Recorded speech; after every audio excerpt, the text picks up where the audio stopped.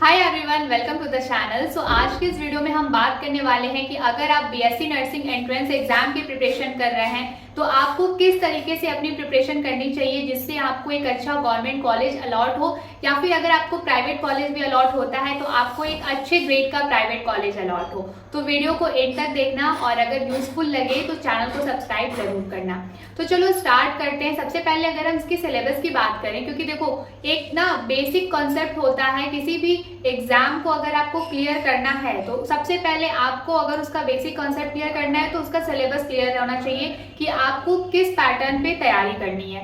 तो अगर हम बीएससी नर्सिंग की बात करें तो ये देखो बीएससी नर्सिंग का कई सारे एग्जाम होते हैं, जैसे कि अब नीट के थ्रू भी कुछ कॉलेजेस में एडमिशन मिल रहा है, प्लस उसके बाद हर एक स्टेट में अलग अलग स्टेट लेवल पे बीएससी नर्सिंग का एंट्रेंस एग्जाम होता है। साथ ही साथ कुछ ऐसे प्राइवेट यूनिवर्सिटीज भी हैं जो अपना self exam common entrance test conduct कराते हैं। तो कई सारे एग्जाम्स हैं जिसके थ्रू आपको बीएससी नर्सिंग के अच्छे कॉलेज में एडमिशन मिल जाएगा। लेकिन तो बात यह है कि आपको किस तरीके से प्रिपरेशन करनी चाहिए। बैठा तो है नहीं कि आप हर एक एग्जाम के लिए सेम कोर्स के लिए अलग अलग तैयारी करोगे, बट आपको ऐसा प्रिपरेशन करना चाहिए कि ऐसे पैटर्न पे पढ़ना चाहिए कि आपको किसी भी स्टेट लेवल पे हो या किसी भी प्राइवेट कॉलेज के लिए हो या यूनिवर्सिटी के लिए हो, कभी भी बीएससी नर्सिंग एंट्रेंस एग्जाम के लिए अपीयर हो तो आपका सिलेक्शन हो जाए।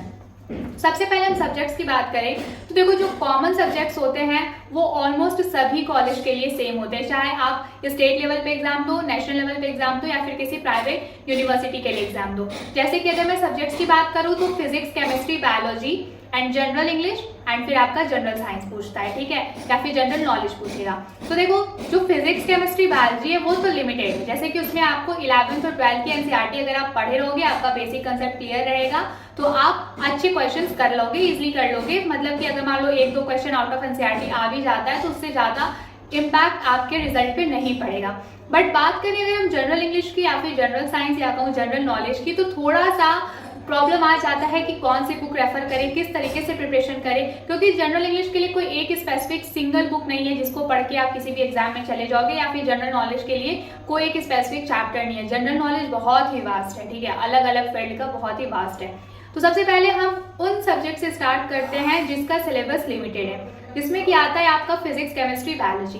तो देखो फिजिक्स, केमिस्ट्री, बायोलॉजी आप जब भी लाइफ साइंस के एंट्रेंस एग्जाम में जब भी लाइफ साइंस के एग्जाम के लिए आप खुद को प्रिपेयर करो या फिर किसी भी एग्जाम में आप अपीयर होने जा रहे हो, चाहे वो किसी भी कोर्स के लिए हो, चाहे बीएससी नर्सिंग के लिए हो, बीफार्म के लिए हो, बीपीटी के लिए हो, माइक्रोबायोलॉजी के लिए हो या फिर आपका बायोटेक्नोलॉजी के लिए हो, किसी भी लाइफ साइंस के कॉमन एग्जाम के लिए हो, तो उसमें physics, chemistry, biology class 11th और 12th का तो पूछना ही पूछना है, ठीक है। तो करना क्या आपको इसके लिए, क्लास 11 की एनसीईआरटी ले लो और क्लास 12 की एनसीईआरटी ले लो और तीनों सब्जेक्ट की एनसीईआरटी आपको पढ़नी है, फिजिक्स, केमिस्ट्री, बायोलॉजी। अभी आपको कि जब एनसीईआरटी पूरी पढ़ ही लेंगे तो इससे अच्छा नीट क्लियर कर ले। हाँ कर तो लोगे आप, लेकिन देखो करना डिफरेंस क्या है। नीट के लिए आपको बहुत डीप पढ़ना है, हर एक लाइन आपके माइंड में रटी होनी चाहिए, पर चैप्टर आपको मोर देन 200 क्वेश्चंस वगैरह सॉल्व करने में, तब जाके आप कहीं नीट के लेवल पे स्टैंड हो पाओगे। तो उतना कुछ आपको नहीं करना है, बस आपको गाइडलाइन एनसीईआरटी वाली ही फॉलो करनी है। सबसे पहले अगर हम बायोलॉजी से स्टार्ट करें तो क्लास 11 की एनसीईआरटी और क्लास 12 की एनसीईआरटी, ये दो बुक बायोलॉजी के लिए अपने पास रख लो। बायो एक ऐसा सब्जेक्ट है जो हर एक बायो के स्टूडेंट को पूरे चैप्टर्स आने चाहिए, ठीक। तो हर एक चैप्टर की रीडिंग लगाओ, हर एक चैप्टर को अच्छे से याद कर लो। मीन्स अगर बायोलॉजी के सेक्शन को जब अटेम्प्ट कर रहे होंगे अपने एंट्रेंस एग्जाम में, तो अगर मान लो 20 क्वेश्चन पूछे हुए हैं, तो अगर आप एनसीईआरटी के हर एक चैप्टर को पढ़े रहोगे, अच्छे से क्वेश्चन प्रैक्टिस किए रहोगे, तो अराउंड 15 to 16 क्वेश्चन आपके इजिली सॉल्व हो जाएंगे अगर आपने एनसीईआरटी पढ़ी है। तो मान लो 4-5 क्वेश्चन मैं बोल देती हूँ कि आउट ऑफ एनसीईआरटी आ गया, तो वो अटेम्प्ट ही नहीं करना, उसकी कोई टेंशन ही नहीं है। जो आउट ऑफ एनसीईआरटी आ रहा है उसके बारे में सोचना ही नहीं है, बट जो एनसीईआरटी से आने वाला है उसकी तैयारी तो आप कर सकते हो ना। तो जस्ट बेसिक सा फंडा है, क्लास 11th और क्लास 12 की एनसीईआरटी बायोलॉजी की बुक लो, हर एक चैप्टर की रीडिंग लगाओ, हर एक चैप्टर का डायग्राम देखो, हर एक चैप्टर की रीडिंग लगाओ और चैप्टर वाइज क्वेश्चंस भी आपको सॉल्व करने हैं। अगर आपको नहीं समझ आ रहा है कि चैप्टर वाइज क्वेश्चंस आपको कैसे मिलेंगे, कैसे सॉल्व करना है, तो उसके लिए आप मुझे कॉन्टैक्ट कर सकते हैं, ठीक है। या फिर अगर आपको अपना बायोलॉजी सेक्शन पूरा क्लास 11th और क्लास 12 का अच्छे से तैयार करना है तो फिर तो भी आप कांटेक्ट कर सकते हैं, ठीक है। तो बायो तो आपने एनसीईआरटी से पढ़ लेनी है और ऐसा पढ़ना है कि आपका सब कुछ अच्छे से, आपको सारी लाइन रेडी होनी चाहिए, हर एक टॉपिक आपका क्लियर होना चाहिए, ठीक है। तो बायोलॉजी तो चलो एनसीईआरटी पढ़ करके आप बायो के सेक्शन की तैयारी कर सकते हो, but what about physics and chemistry. देखो बायो तो थोड़ा थ्योरेटिकल होता है, थोड़ा क्या ऑलमोस्ट थ्योरेटिकल ही होता है, उसको आप रीडिंग करके लर्न कर सकते हो। बट फिजिक्स और केमिस्ट्री का क्या सीन है कि उसमें आपको क्वेश्चन सॉल्व करने हैं। केमिस्ट्री में तो मान लो थ्योरी और न्यूमेरिकल्स दोनों है, जैसे कि ऑर्गेनिक और इनऑर्गेनिक की बात करें तो उतना कुछ खास न्यूमेरिकल नहीं है, या फिर कहूँ है ही नहीं, बस थोड़े बहुत क्या, बट रिएक्शंस है उसमें।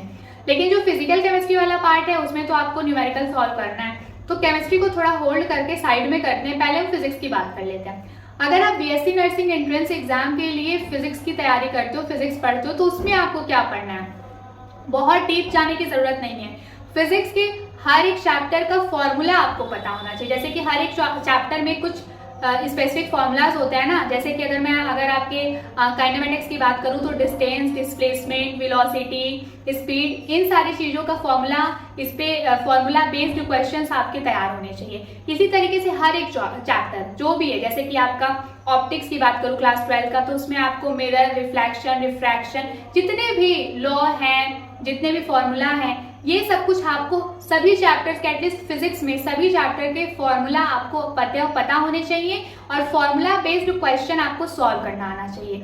तो आपको फिजिक्स में क्या तैयार करना है, सभी चैप्टर से जो स्पेसिफिक फॉर्मूलाज हैं उन पे न्यूमेरिकल सॉल्व करना सीख लो, ठीक है, फॉर्मूला बेस्ड क्वेश्चन। अब बहुत ज्यादा डीप जाने की आपको जरूरत नहीं है, बस जो भी फॉर्मूला है उस पे कम से कम 10 क्वेश्चन आप सॉल्व कर लो। अगर आपको नहीं समझ में आ रहा है कि किस तरीके से फॉर्मूला बेस्ड क्वेश्चन सॉल्व करना है, तो again you can contact me, ठीक है। फिर उसके बाद इस तरीके से आपका फिजिक्स कवर हो जाएगा। फिर आते हैं केमिस्ट्री। देखो केमिस्ट्री ना, मुझे लगता है बायो और फिजिक्स दोनों के कंपैरिजन में थोड़ा ज्यादा टफ हो जाता है। क्यों? क्योंकि जो केमिस्ट्री है वो 3 पार्ट में है, एक तो आपकी ऑर्गेनिक केमिस्ट्री है, दूसरी इनऑर्गेनिक केमिस्ट्री है और फिजिकल केमिस्ट्री है। तो ऑर्गेनिक और इनऑर्गेनिक का तो मान लो थ्योरेटिकल पोर्शन है, आप रीडिंग कर सकते हो। ऑर्गेनिक में थोड़ा रिएक्शन वगैरह है, थोड़े बहुत जो भी कॉम्प्लेक्स स्ट्रक्चर है उस पर भी आप अगर अच्छे से काम करोगे तो वो तैयार हो जाएगा।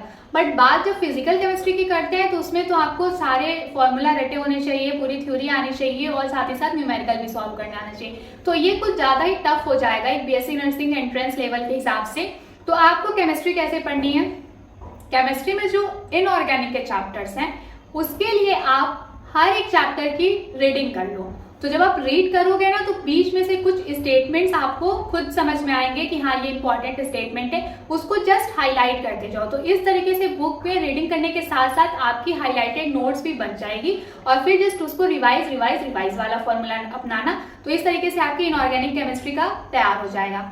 बाकी आप केमिस्ट्री में आपको, अगर आप बीएससी नर्सिंग एंट्रेंस एग्जाम में जा रहे हो तो उसके लिए आपको जो रिएक्शंस केमिस्ट्री, एनसीईआरटी केमिस्ट्री में जो रिएक्शंस गिवन है वो सारे रिएक्शन देख लेना, ठीक है, कि उसमें कौन कौन से जो भी जैसे कि फॉर्मूलाज होते हैं ना, जो मॉलिक्यूल्स उसमें इन्वॉल्व हुए रहते हैं वो सारे आपको फॉर्मूलाज देख ले हैं, कौन कौन से मॉलिक्यूल हैं, क्या रिएक्शन है, क्या प्रोडक्ट बन रहा है, क्या रिएक्टेंट है उसमें, ये सब जो रिएक्शंस होते हैं और उस रिएक्शन का नाम क्या है। एटलीस्ट केमिस्ट्री में ये सारी चीजें आपको तैयार होनी चाहिए। तो केमिस्ट्री में अगर आपको ज्यादा कुछ नहीं पढ़ना है तो फिर भी मिनिमम आपको कितना पढ़ के जाना है, अगर हम इनऑर्गेनिक केमिस्ट्री की बात करें तो आपको सभी चैप्टर्स की, सिर्फ इनऑर्गेनिक केमिस्ट्री वाले जो चैप्टर्स हैं उससे सारे चैप्टर रीड कर लेना और बीच में जो भी आपको इम्पोर्टेंट वो आप रीड करोगे तो खुद समझ में आएगा कि क्या क्या इंपॉर्टेंट है, उसको जस्ट हाईलाइट करते चले जाना। तो इनऑर्गेनिक केमिस्ट्री से आपको इतना तैयार कर लेना है।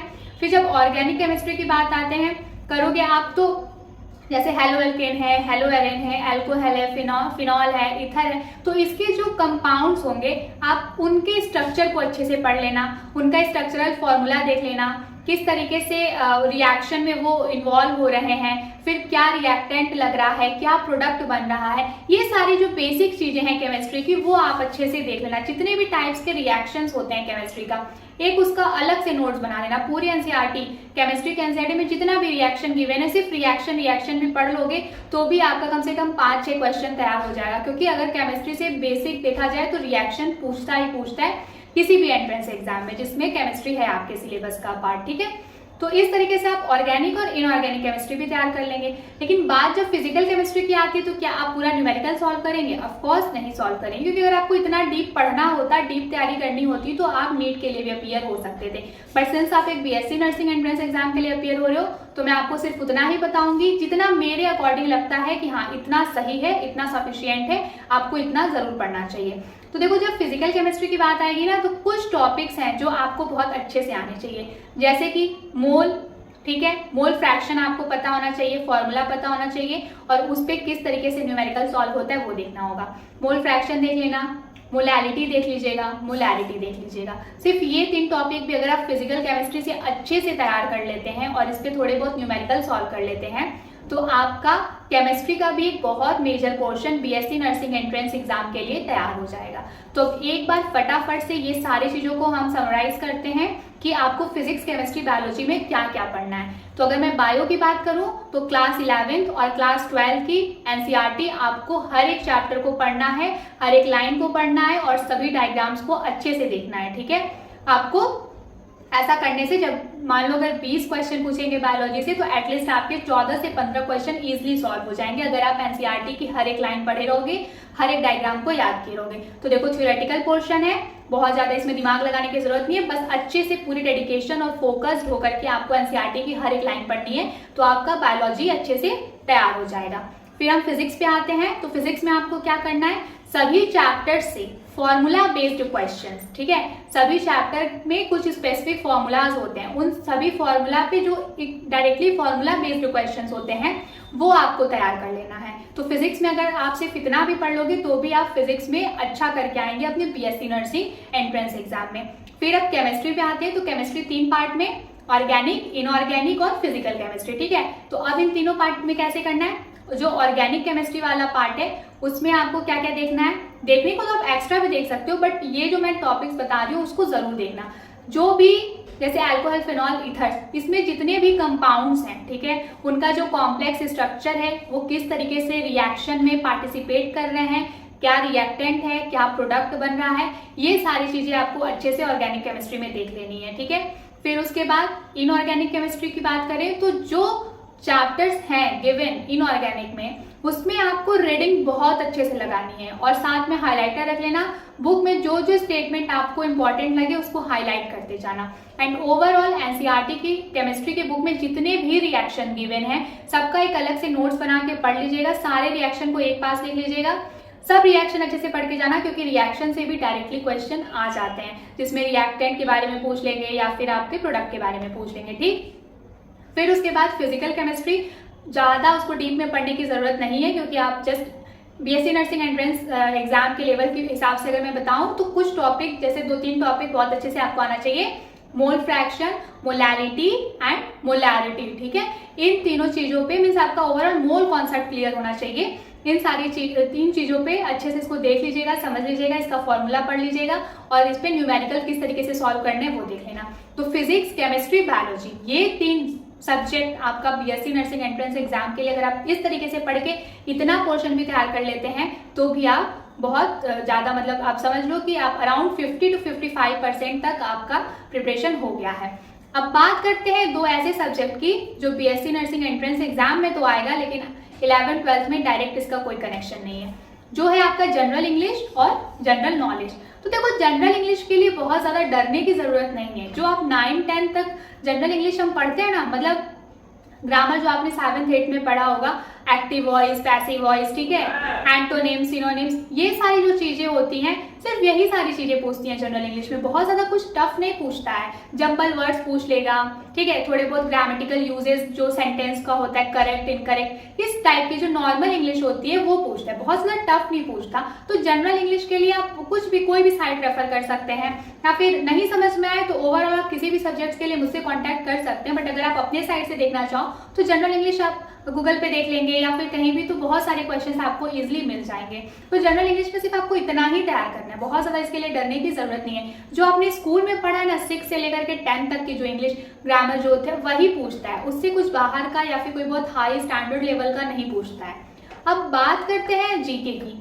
तो देखो जीके ना बहुत वास्ट है, आप कोई एक पर्टिकुलर चीज पढ़ करके ये नहीं बोल सकते कि हाँ सिर्फ इतना ही पढ़ना है, लेकिन कुछ चीजें जो almost BSc nursing entrance exam में पूछता है, मैं वो अगर बताऊं तो देखो, सबसे पहले तो जो मेडिकल की इंपॉर्टेंट डेट्स हैं, जैसे कि नर्सेज डे कब सेलिब्रेट होता है, ट्यूबरकुलोसिस डे कब सेलिब्रेट होता है, वर्ल्ड एड्स डे कब सेलिब्रेट होता है, या फिर वर्ल्ड हेल्थ ऑर्गेनाइजेशन बहुत सारे प्रोग्राम्स न्यूली लॉन्च करता रहता है ग्लोबल लेवल पे। तो इस टाइप के जो जीके क्वेश्चंस होते हैं ना, जो मेडिकल के फील्ड से रिलेटेड होते हैं, आप उन सारी चीजों को जरूर पढ़ के जाइएगा और इंपॉर्टेंट डेट्स पढ़िएगा। ज्यादा इसमें बहुत ज्यादा डीप जाने की जरूरत नहीं है। और साथ ही साथ कुछ ऐसे जनरल क्वेश्चंस, जैसे कि हमारी कंट्री इंडिया है, तो हमारे आसपास कितने नेबरिंग कंट्रीज हैं, तो थोड़ा बहुत बॉर्डर का भी आप पढ़ सकते हो। थोड़े बहुत कैबिनेट मिनिस्टर्स के बारे में, जो न्यूली अपॉइंटेड कैबिनेट मिनिस्टर्स हैं, आप इनके बारे में भी क्वेश्चंस देख सकते हैं। तो ज्यादा कुछ वास्ट जीके में पढ़ने की जरूरत नहीं है। जीके में आप, अगर मैं बेसिक बताऊं क्या क्या आपको पढ़ के जाना ही जाना चाहिए, इसके अलावा अगर आपको कुछ और इंपॉर्टेंट लगता है तो आप वो भी पढ़ लीजिएगा। बट मेरे अकॉर्डिंग जो सही है, जो स्पेसिफिक है, जो सफिशियंट है, वो मैं बताऊं तो सबसे पहले तो मेडिकल फील्ड के जितने भी इंपॉर्टेंट डेट्स हैं या डेज हैं, जैसे कि अब वर्ल्ड एड्स डे हो गया, नर्सेज डे हो गया। देखो नर्सेज डे तो हमेशा पूछता है, मोस्टली पूछता है, ठीक है। और फिर ट्यूबरकुलोसिस डे या फिर वर्ल्ड हेल्थ ऑर्गेनाइजेशन, जो भी मेडिकल फील्ड में न्यूली पॉलिसीज या प्लान लॉन्च करते हैं, वो सारी चीजें आपको पढ़नी होंगी, ठीक है। वो सारी चीजें आप देख लेना। जो ग्लोबल लेवल पे चल रहा है मेडिकल फील्ड को और ज्यादा बेटर बनाने के लिए, इस टाइप के क्वेश्चंस आप देख लीजिएगा। कैबिनेट मिनिस्टर्स की लिस्ट देख लीजिएगा। साथ ही साथ हमारी इंडिया जैसे कंट्री है, तो हमारे आसपास के नेबरिंग कौन कौन सी कंट्रीज हैं, इससे रिलेटेड आप क्वेश्चंस देख सकते हैं। और साथ ही साथ करेंट अफेयर्स जो बहुत ही ज्यादा पॉपुलर हो, उससे रिलेटेड भी आप थोड़े बहुत 10-15 क्वेश्चन करेंट अफेयर्स के देख सकते हैं। तो इस तरीके से अगर आप तैयारी करेंगे तो मेरे अकॉर्डिंग आप 70 to 80% तक आपका syllabus BSc nursing entrance exam के लिए बहुत ही अच्छे से तैयार हो जाएगा। बाकी देखो 20 to 30% का मैं एग्जैक्ट इसलिए नहीं बता सकती, सिर्फ 80% तक या 70% तक ही मैं गारंटी ले रही हूँ, क्योंकि देखो पेपर ना मैंने भी नहीं देखा है और आपने भी नहीं देखा है, तो पता कब चलेगा जब आप अपीयर होगे। बट अपनी तैयारी एटलीस्ट इतनी करके जानी चाहिए कि आपको अपने साइड से सेटिस्फैक्शन रहे कि आप जितना कर पा रहे थे उतना आपने किया और आप एग्जाम में आकर अपना 100% दिए हैं। अब रिजल्ट जो आएगा वो एक्सेप्टेबल होगा, ठीक। So this is all about today's video. कोई भी कंफ्यूजन हो, कोई भी डाउट हो या कोई भी क्वेरी हो तो आप कमेंट सेक्शन में मेंशन कर सकते हैं। साथ ही साथ कॉन्टैक्ट डिटेल्स मेंशन है, आप उस पर मुझे कॉन्टैक्ट कर सकते हैं। So wish you all the very best for your entrance exam. Thank you so much for watching this video.